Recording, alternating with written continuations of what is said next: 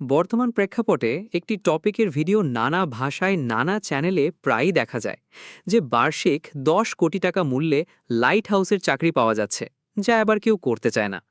আবার কোনো কোনো ভিডিওতে দাবি করা হয়েছে যে লাইট হাউসের বার্ষিক বেতন ১৫ কোটি টাকা বা ৩০ কোটি টাকা।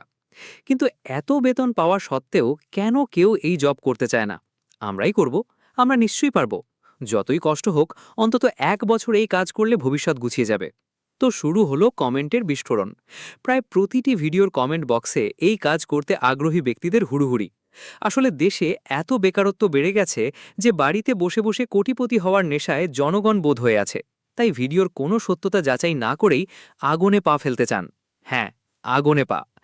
এতদিন আপনারা লাইট হাউসের যত ভিডিও দেখে যা বুঝেছেন তা দিয়ে আপনাদের বোকা বানানো হয়েছে, নয়তো আপনারা নিজেরা বোকা সেজেছেন। লাইট হাউস জবের মতো এত সহজ কাজের এত টাকা বেতন এবং তাও কেউ করতে চায় না, তা হয় নাকি? আসুন পুরো সত্য কাহিনীটি এবার অন্তত জেনে নিন। ইতিপূর্বে আমি লাইট হাউস নিয়ে ভিডিও আপলোড করেছিলাম।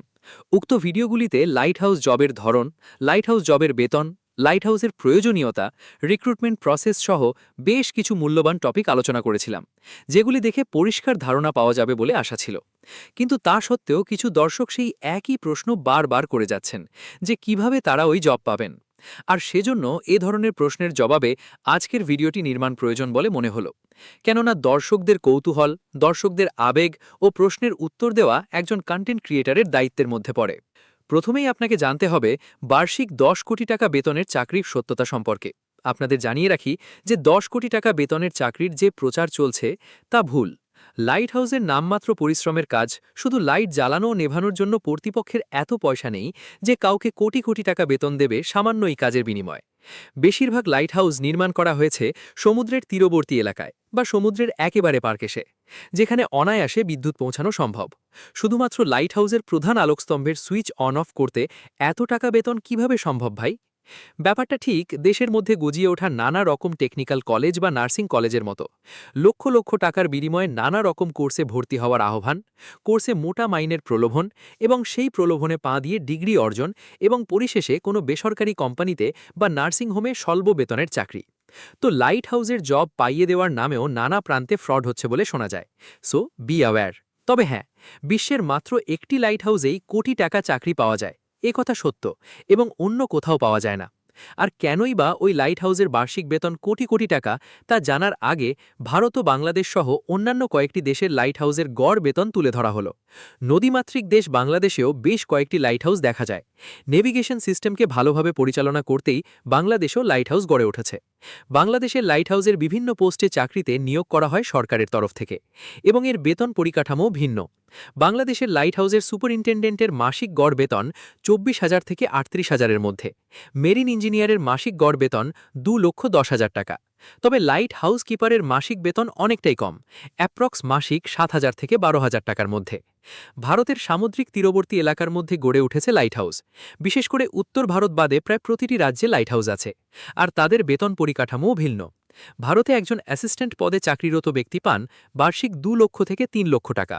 ডেটা অপারেটররা পান বার্ষিক ১,৮০,০০০ থেকে ২,৩০,০০০ টাকা।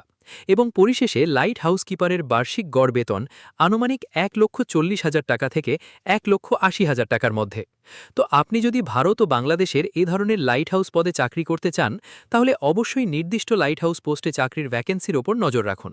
আর যদি আপনি সফল হন চাকরি পেতে, তাহলে পূর্বে উল্লিখিত অল্প বেতনই পাবেন।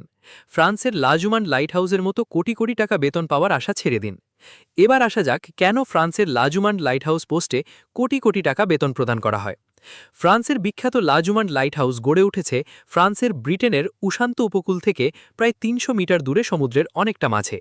উত্তাল সমুদ্রের উঁচু উঁচু ঢেউ সমুদ্র মাঝারে সৃষ্ট পাথরের প্ল্যাটফর্মের উপর আছড়ে পড়ে। দূর থেকে দেখে মনে হয় এই বুঝি ঢেউয়ের আঘাতে ভেঙে পড়বে। ১৯০৪ সাল থেকে ১৯১১ সাল পর্যন্ত নির্মিত এই বাতিঘর আর গাগেজ নামেও পরিচিত।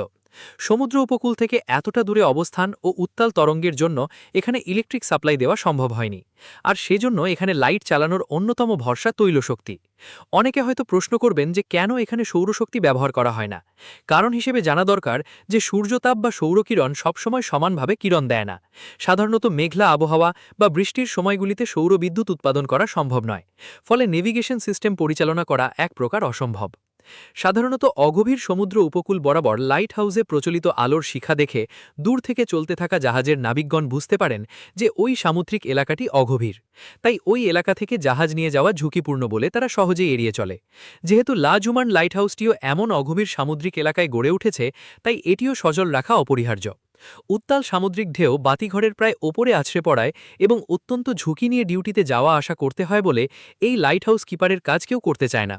পরিবেশ যতই খারাপ হোক, আপনাকে লাইট হাউসের ডিউটি নিষ্ঠার সাথে পালন করতেই হবে।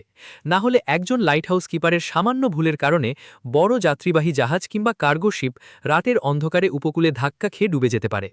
অতীতে এ ধরনের ঘটনা বেশ কয়েকবার ঘটেছিল। যেহেতু এত ঝুঁকিপূর্ণ কাজ কেউ করতেই চায় না, তাই এখানে এত টাকা স্যালারি প্রদান করা হয়, যা বিশ্বের আর কোথাও করা হয় না। সুতরাং লা জুমান লাইট হাউস ও অন্যান্য সাধারণ লাইট হাউসে জব করার স্যালারি ডিফারেন্স এজন্যই বেশি লক্ষ্য করা যায়।